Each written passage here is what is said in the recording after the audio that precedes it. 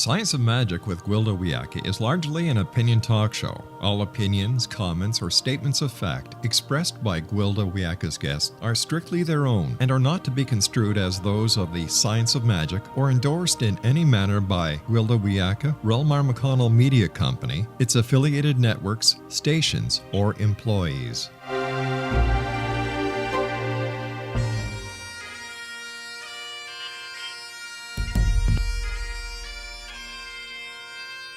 Welcome to the Science of Magic with Gwilda Wiyaka, a program dedicated to uncovering the unified nature of reality and humanity's ever-evolving place as truly galactic beings. For more information on the Science of Magic with Gwilda Wiyaka, visit us online at www.thescienceofmagic.net.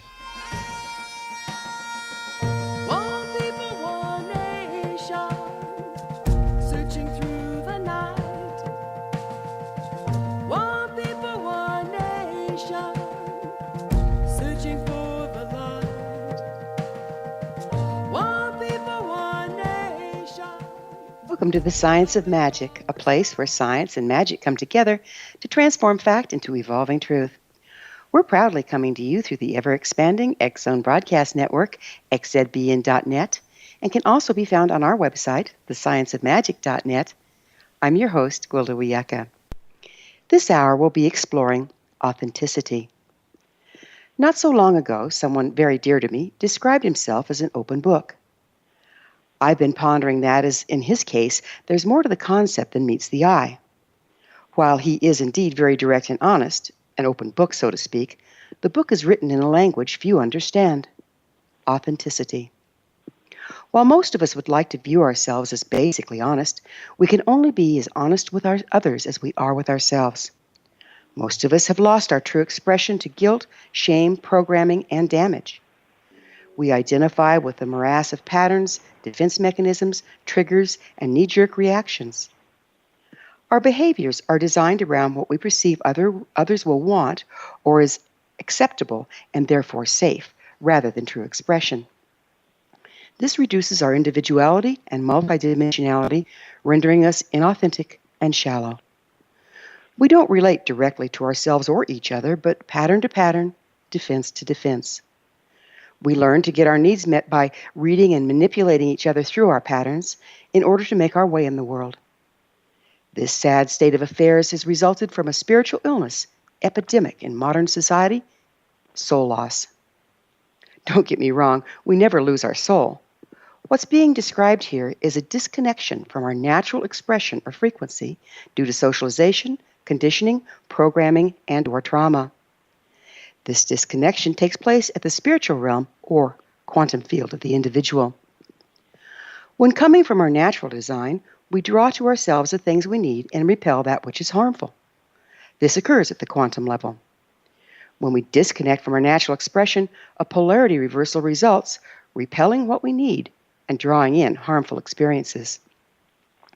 In ancient societies, the reversal was immediately treated by the shaman of the tribe through a shamanic healing form known as soul retrieval.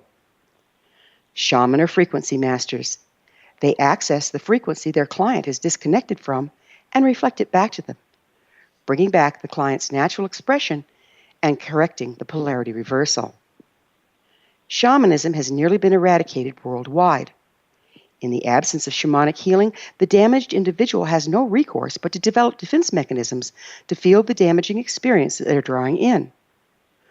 When one no longer draws in needed things and experiences, they must orchestrate a way to have their needs met.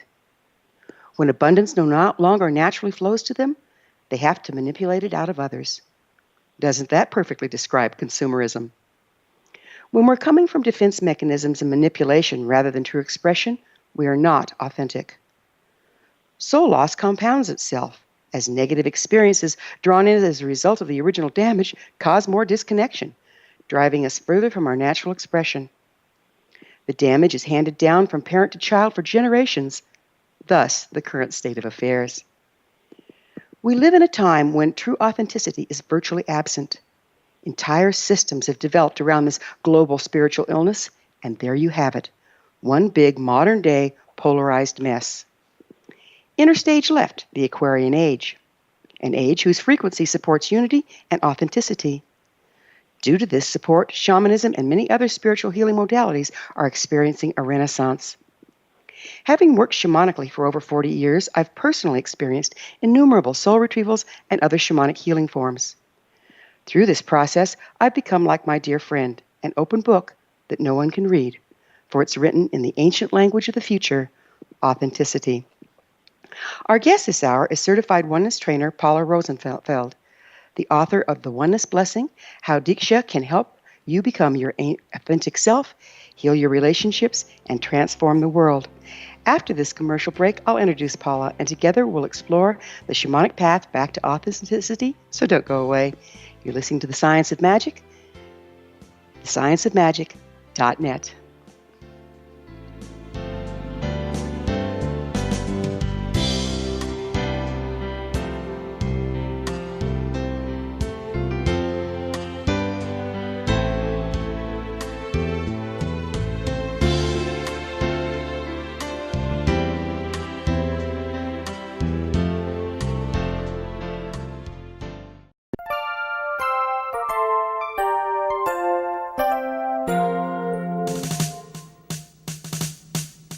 Though the world seems in turmoil around us, let's not lose our way. The stars still shine down, blessing us with their light. The sun rises every morning, chasing away the cold and darkness. There are good people of service in this world. We have much to be grateful for as we're wrapped in the arms of all of God's creation. This is Gwilda Wiyaka, host of the Science of Magic Radio, wishing you and yours a very Merry Christmas. I hope your holiday is filled with comfort and joy as you're surrounded by those you love. I'd like to thank all of you for being our loyal listeners on the X-Zone Broadcast Network and for joining us on this grand adventure called life. As the New Year's dawns, let us all stand in truth as we embrace peace.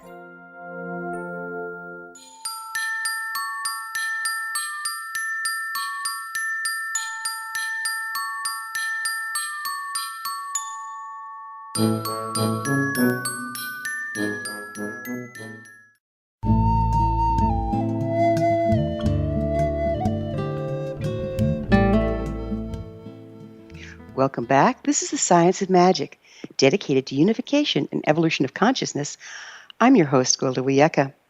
Our guest this hour is certified Oneness Trainer Paula Rosenfeld. Paula is passionately dedicated to helping people become happy, healthy, and fulfilled. She launched a private practice from the Heart Center, LLC. She works with ancient shamanic healing techniques, energy balancing, intuitive consultations, coaching, teaching oneness courses, meditation, and inspiring people through the written word. Her book, The Oneness Blessing. Paula, thank you so much for joining us on The Science of Magic. My pleasure. Thanks for having me. So, what is a certified oneness trainer? Well, I have gone to India and studied at a place called Oneness University in India, and they certified me to teach and help others with everything related to the oneness phenomenon, which is based on an energy transmission, which I'd be happy to talk about too. Okay, well, I guess the question begs answering, what's the oneness phenomenon? Yeah. Well, the oneness phenomenon describes a series of events happening now all over the world, really. And in particular, the teachings come out of Oneness University. And it's been the launch place of the Diksha, which is an energy transmission related to the oneness phenomenon. I know it's a little complicated. I don't know if that made sense. But basically, I think we're all aware that there is something going on all over the world. People are awakening to this experience of oneness. And it's been predicted by many mystical teachings. It began actually in 2012, launched by the end of the Mayan calendar. And people puzzled at that time, what did it mean, right? Many thought it was the end of life as we knew it. In the Indian culture, from India, the Vedic culture there, always has talked about different ages of humankind. Each age being, I forgot now how long, but at least 1,000 years, something like that. Yeah, usually around 2,000. 2,000, Yeah. 2,500, yeah. Yeah. So what happened at that time is we actually moved into the golden age, a new age indeed, an age in which people all over the world would be closer to their source. And we've come out of an age where we were furthest from our source. And I think we're all seeing the results in front of us now in terms of war, in terms of attitudes. That was the past. We're heading into a new age. We've begun the new age, and each year builds on it now. And that new age is all about oneness, the unity behind all things. So basically, we're coming out of a time of polarization into one of unity, and we're seeing this globally? Yes. Yes, Got it. exactly. Got it. Okay. Yeah, that's been my experience too, and it's prophesized all over the place. It's pretty Right. amazing. Yeah. All roads lead back to Rome, I guess. Yes, I know. Yeah, Paula, what's your definition of shamanism? Well, shamanism to me is a worldview that holds that all things are imbued by one spirit, one source, one intelligence, one spirit, and it shows up in every living thing. So shamanism to me is a worldview. It's not a religion. So I do shamanic practices in my work. I'm trained as a shamanic practitioner, and that involves being an intermediary between those higher vibrational realms associated with a higher self or God or spirit, whatever you want to call it, and the world of the mind, which is the world that we're seeing now. That's the problem. We've been dominated by the world of the ego mind. Okay, so and that's different than shamanism, the world of the ego mind? Pardon me? You said the world of the ego mind. How does that differ from what we were saying shamanism was? Oh, well, shamanism is the worldview that all things are imbued with a spirit, a universal spirit. So when you're in the mind, you're identified with the mind, not the spirit. And this is what oneness believes. This is why people need to have a shamanic practitioner be that middle person, so to speak, the bridge between the two worlds. The world of the mind is all about protection. It's all about protecting our vulnerability. And when so in other words, you're saying the world of the mind comes from our damage and the need to protect ourselves, but the world of shamanism is more unified? I'd say it does come, well, it encompasses the world of our damage. I think, there must be some inherent source of how the mind has developed so strongly and really overgrown its power. The mind in itself, as they say, is a beautiful thing. The mind should ideally serve the heart. The mind, the brain, the higher intelligence is not something that's about damage.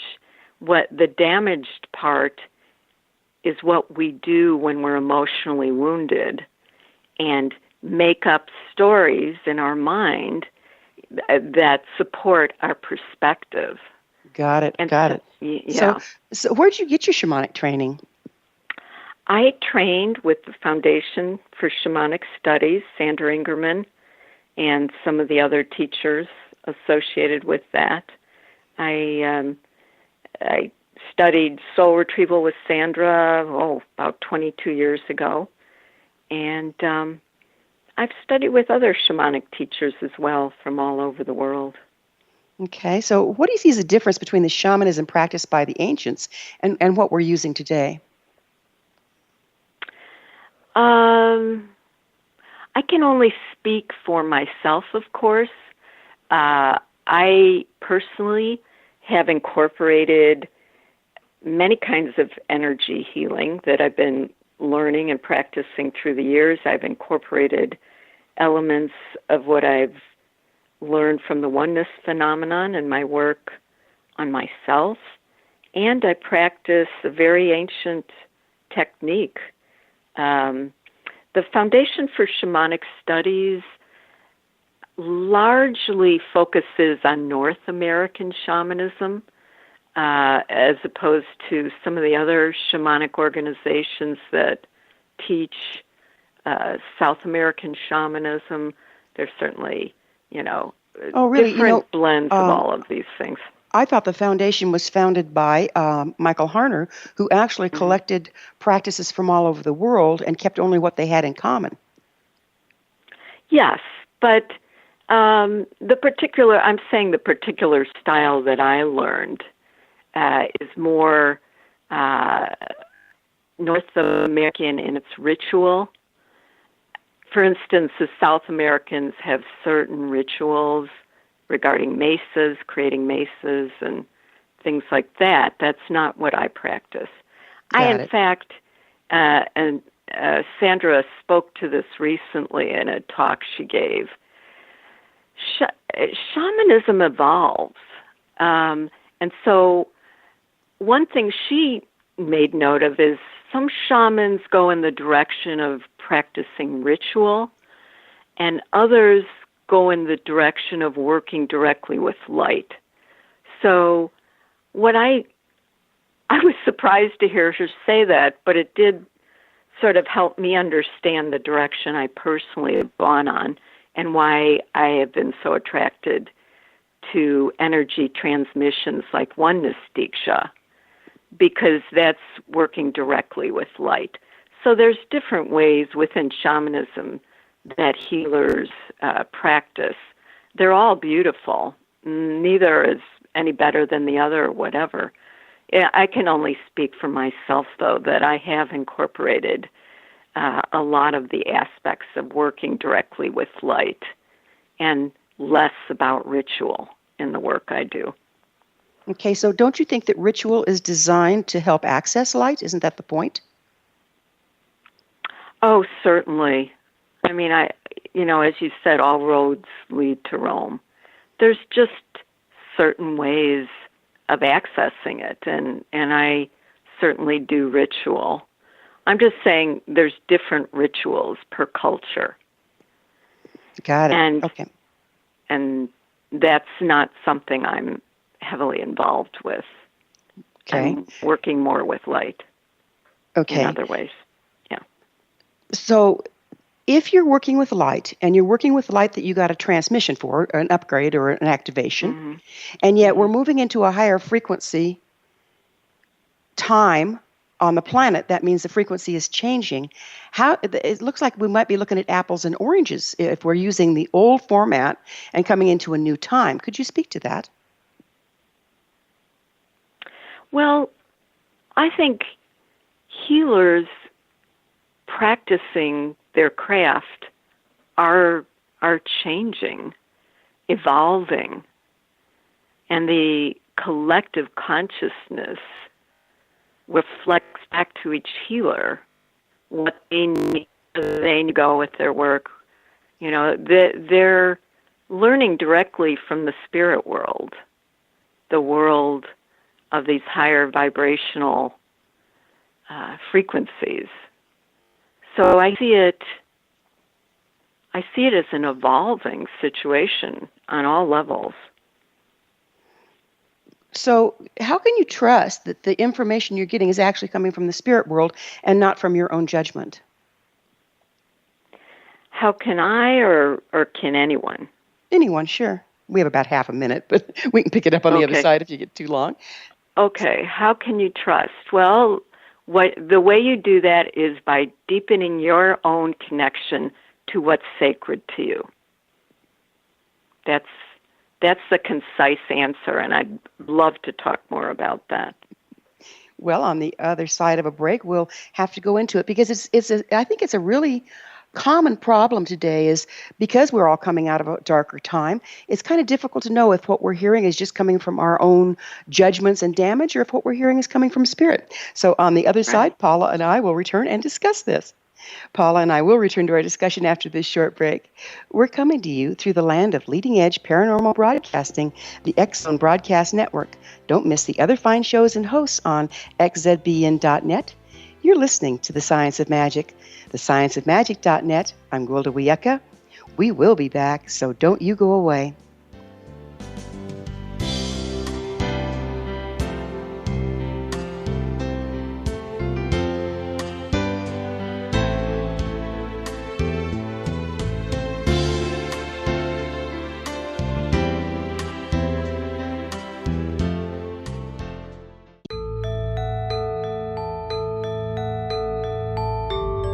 Hi, I'm Gwilda Wiyaka. Did you know that shamanism has been around for 50,000 years and practiced by all indigenous cultures?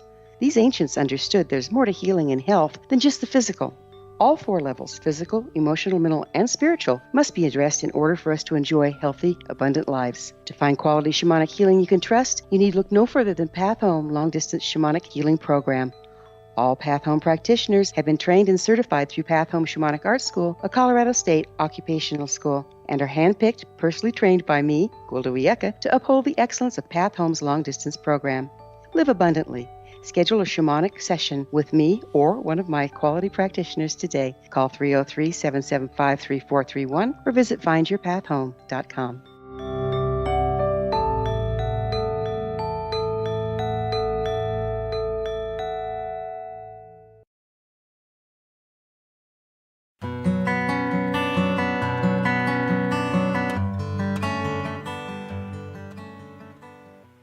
Welcome back. This is The Science of Magic, a place where magic and science come together to promote enlightenment. I'm your host, Gwilda Wiyaka. Our guest this hour is certified Oneness Trainer Paula Rosenfeld, the author of The Oneness Blessing, How Diksha Can Help You Become Your Authentic Self, Heal Your Relationships, and Transform the World.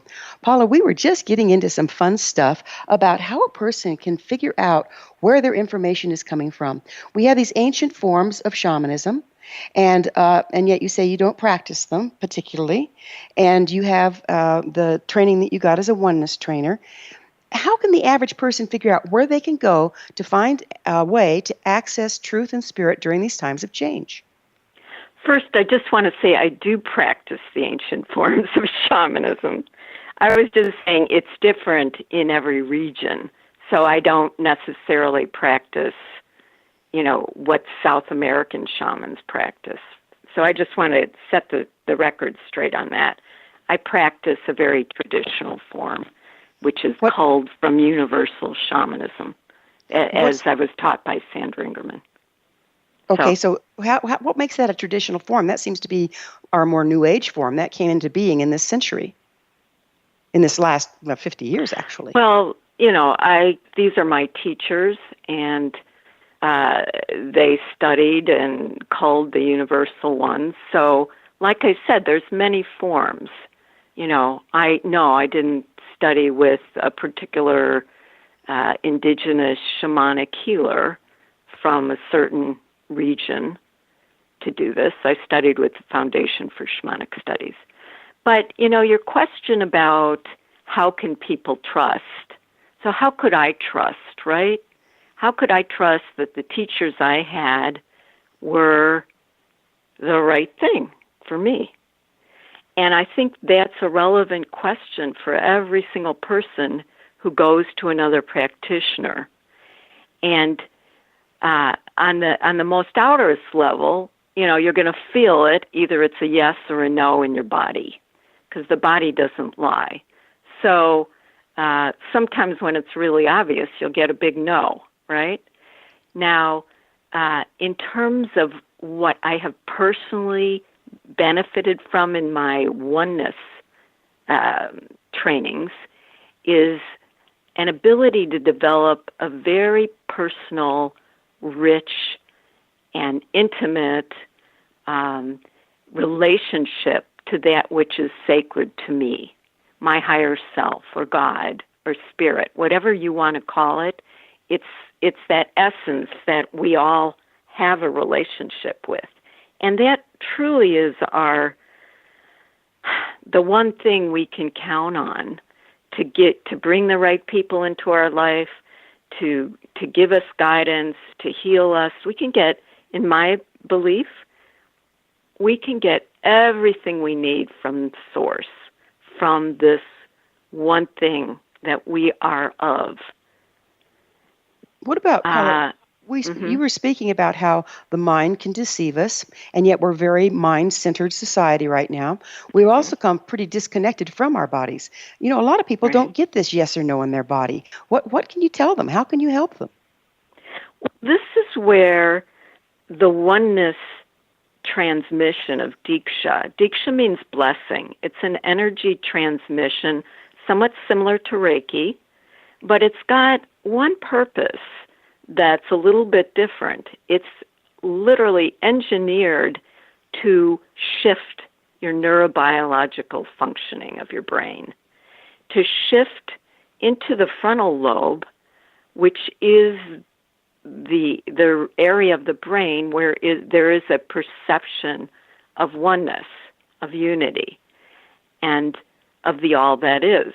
So when one is able to be declutched through this neurobiological shift, declutched from identifying with your mind, which creates all this confusion and not the disconnect from that which is spirit. When one shifts out of that into identifying with your heart, with oneness, with the unity, it's a shift in perspective. And it's a very significant shift. So Diksha is engineered to give you an experience, and it's cumulative, and it can lead to permanent change, permanent shifting into your heart. How many of these practitioners are available? The oneness blessing practitioners? Oh, a lot of them. They're not practitioners. We initiate people. I initiate people as a certified oneness trainer. That is part of what I do. I initiate people to pass on the oneness Diksha. So there's, oh my gosh, thousands all over the world, literally. But if we take that number by how many people there are on the planet, I don't think we have time to get everybody activated just through Diksha. What else can we do? Well, people, I say, I love to see people meditating daily. That's the best way to deepen and connect with that. Of course, I practice soul retrieval and extraction work. Those are the shamanic modalities I practice, which also helps people connect with these dissociated parts due to trauma. And when you have all these parts of yourself and you're able to shift into a different perception out of your mind into your heart, that's what we're talking about when we're saying there's a global movement of awakening. Mm-hmm. I think it's all of this. We have our mind for a reason. And you keep saying out of the mind into the heart. But yet when the eagle of the north and the condor of the south, which is prophesied, fly together, one of the things that's talking about is when the heart and the mind fly together, not one replace the other. Would you speak to that? Yeah, that's what I meant before when I say the high use of the mind.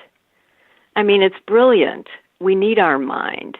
The mind helps us survive the world, and it captures creativity and turns it into things like books and art. And I mean, the mind is incredible.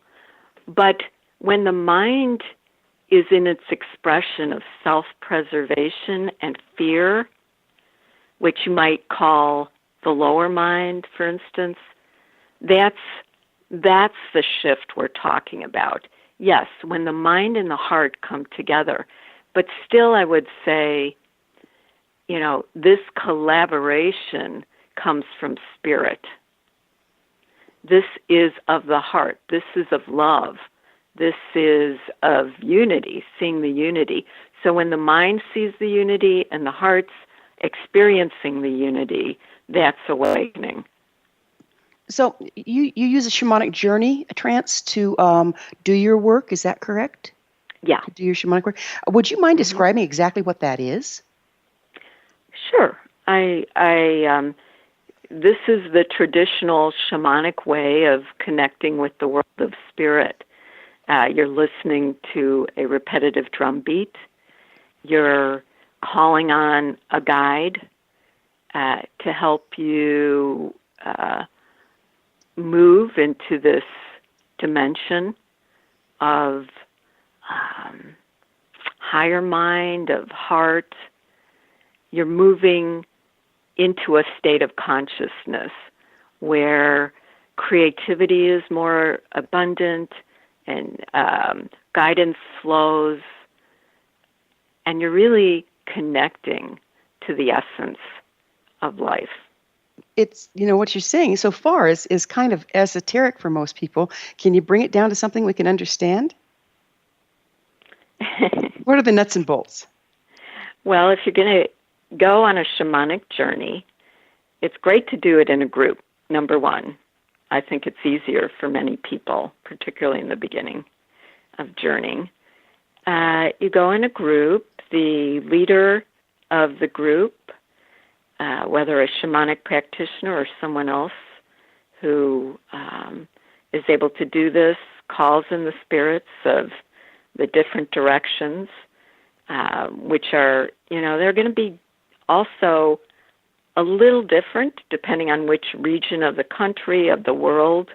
But basically, the facilitator of the journey circle, as we call it, calls in the spirit world to be with us and help us move into this other dimension.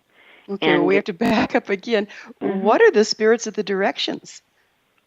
Why are we calling them in? How does this help with the journey? And what is the journey?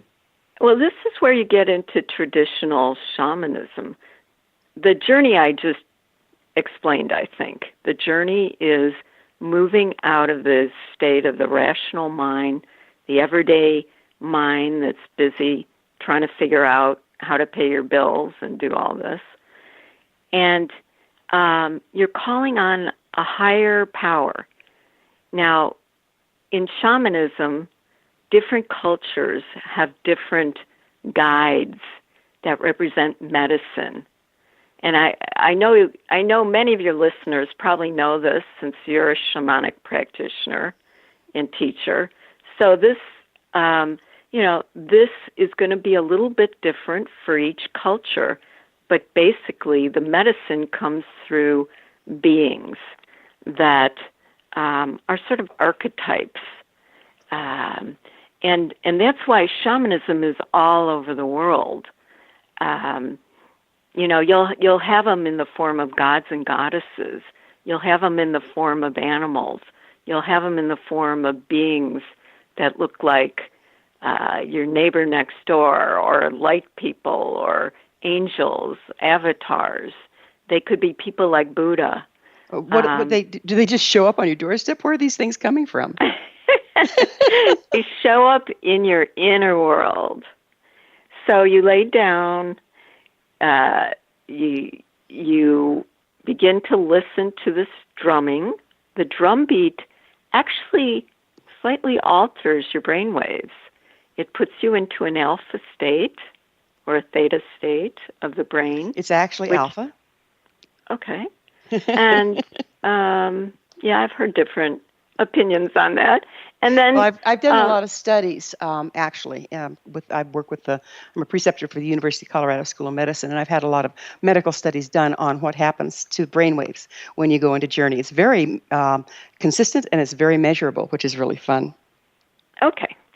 So you go into your alpha state, which is slightly relaxed, and a state similar to right before you fall asleep, correct? Uh-huh. And in that state, your intuition is more activated, your creativity is flowing, and we're going to have to take a break, but on the Okay. other side, we'll go into this a little further. So Okay. Paula and I, we will be back shortly. You're listening to The Science of Magic, thescienceofmagic.net, the place where altruistic professionals of science and the esoteric create common ground for the betterment of our world.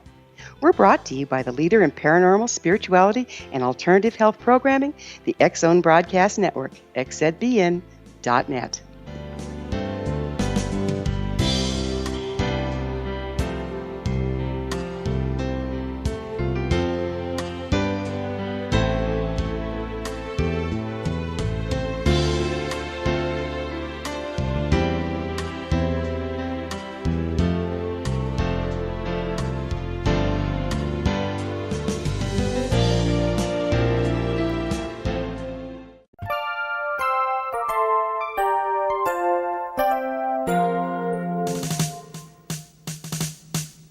Though the world seems in turmoil around us, let's not lose our way. The stars still shine down, blessing us with their light. The sun rises every morning, chasing away the cold and darkness. There are good people of service in this world. We have much to be grateful for as we're wrapped in the arms of all of God's creation. This is Gwilda Wiyaka, host of the Science of Magic Radio, wishing you and yours a very Merry Christmas. I hope your holiday is filled with comfort and joy as you're surrounded by those you love. I'd like to thank all of you for being our loyal listeners on the X-Zone Broadcast Network and for joining us on this grand adventure called life. As the New Year's dawns, let us all stand in truth as we embrace peace.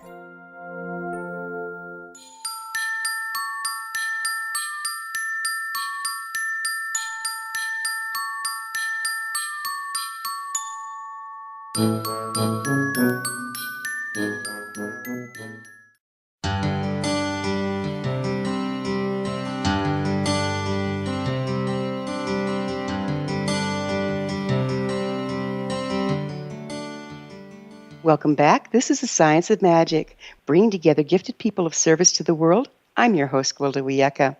Our guest this hour is certified Oneness Trainer, Paula Rosenfeld, the author of The Oneness Blessing, How Diksha Can Help You Become Your Authentic Self, Heal Your Relationships, and Transform the World. Paula, tell us a little bit more about how Diksha can actually help us become our authentic self. Okay. Well, Diksha lifts you into that realm, so to speak, above the chattering lower mind, and it lifts you into a higher perspective or a higher vibration.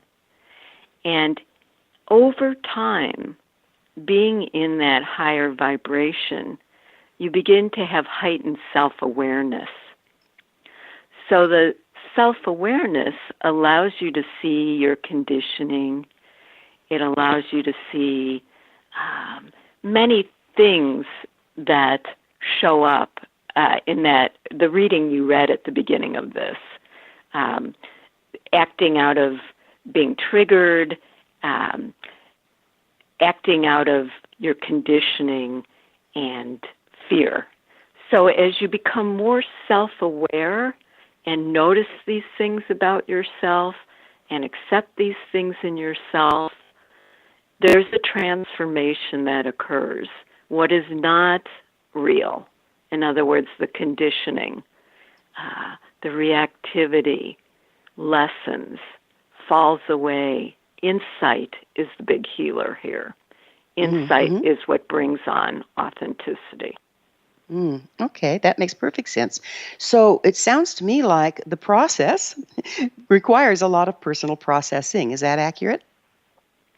There is internal work, yeah, definitely. It all starts on the inner level, inner work, inner world, we call it. It seems like a lot of us have to relearn how to do that inner work, that inner processing, don't we? Yes, that's why I really love meditation and shamanic journeying, which is, a form of meditation. You've got to really be looking inward. And the better you get at that, so that you can do it even in the midst of a conversation, the more connected you'll be to your authentic self and have really beautiful relationships that are not just about one person being triggered by the other and the other bouncing off that and on and on. What a concept, right? Right. Yeah. Before we get too far into this last segment, Paula, would you please tell the listeners where they can find your book and services? Sure. The book's easily found on Amazon or Barnes & Noble or some bookstores. They could probably order it for you if you can't find it at your local bookstore. My website is www.fromtheheartcenter.com, all one word, fromtheheartcenter.com. And was there anything else you asked? Yeah, it's just your services. They can find that on your website? Yes, absolutely. The class. Because if there's only 1,000 of you, we better get you working, huh? No, there's more than 1,000, and that's just in this. We're all over the world. Yeah, so. Thank heavens for it. So once you start activating people and they go into their process, do you have some form of support that you offer for them to help them move through it? Yes, I do coaching. I do healing sessions. I encourage people to find support as needed, whether it's therapy or 12-step or spiritual groups or meditation circles or journey circles. Yeah. So and you also, you have other professionals you interface with then and refer back and forth? Yeah. I can always make referrals depending on a person's needs. Takes a tribe, doesn't it? It does. We all have our own gifts that we contribute, and what I do is not psychotherapy. So I'm very eager to point people in that direction when that seems appropriate. Right. Yeah, because we've been so segregated, our different pieces, parts, well, is it mental, is it physical, is it emotional, is it, that it's really hard to put us back together. And if we have more of a team that specializes in the areas that have been so segregated and then one person that weaves it back together, that would speed the process up by quite a bit, doesn't it? Absolutely. And we all need each other.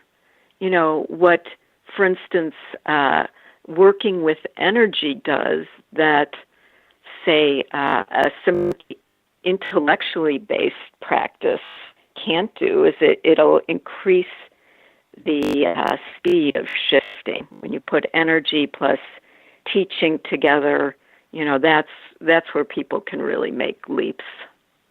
So it's all important. Yeah. Basically, you're saying that we need to treat on all 4 levels: physical, mental, emotional, and spiritual? Absolutely. Well said. So which level does the Diksha focus on mostly?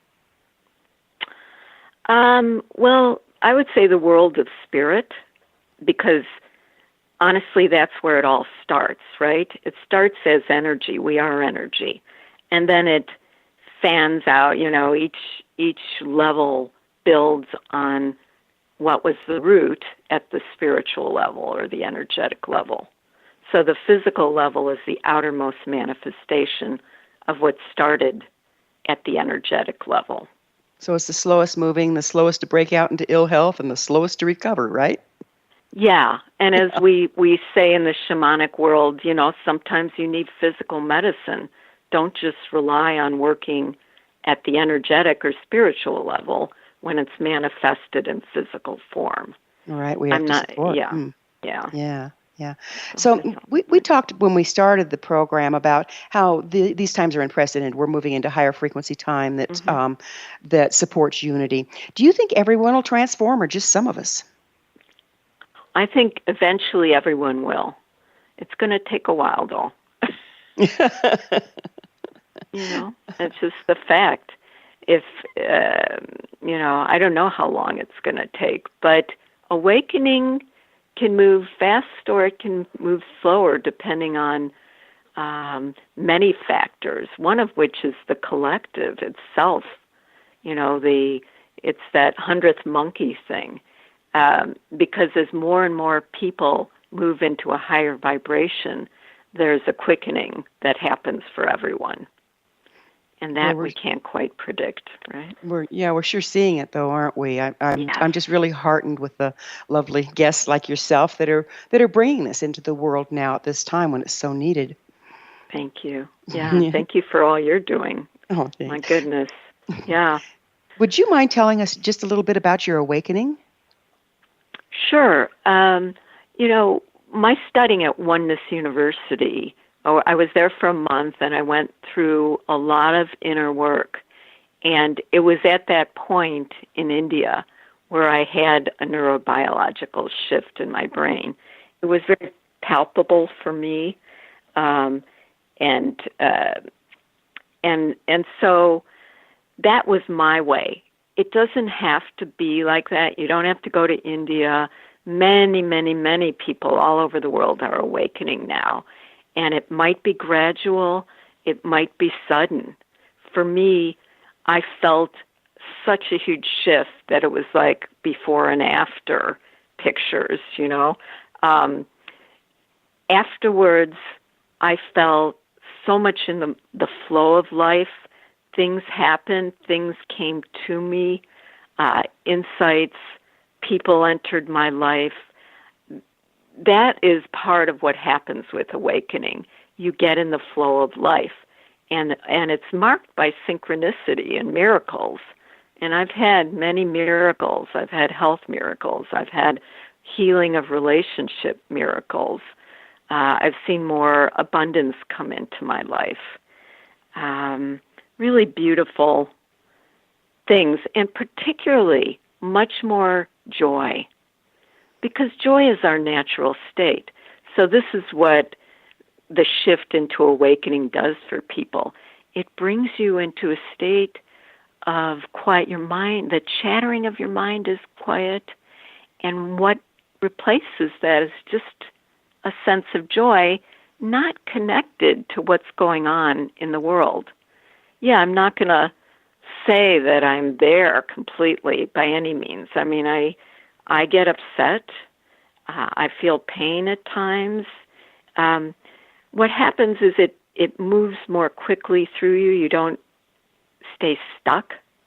And you also, people have found that many addictive patterns fall away. So you don't feel controlled to the same degree by food or drinking or addictions to work or whatever, shopping, whatever your little form of escapism is. Sounds like it corrects the push-pull in our life. Paula, time flies and we're out of it. I can't thank you enough for being part of the show. Thank you. I really appreciate you having me. Right. Our guest this hour has been certified Oneness Trainer Paula Rosenfeld, the author of The Oneness Blessing, How Diksha Can Help You Become Your Authentic Self, Heal Your Relationships, and Transform the World. Her website, FromTheHeartCenter.com. This has been The Science of Magic. Remember, you can always listen to past thought-provoking episodes on our website, thescienceofmagic.net. Until next time, dear ones, may you be blessed with knowledge and comforted with love as you embrace your authenticity.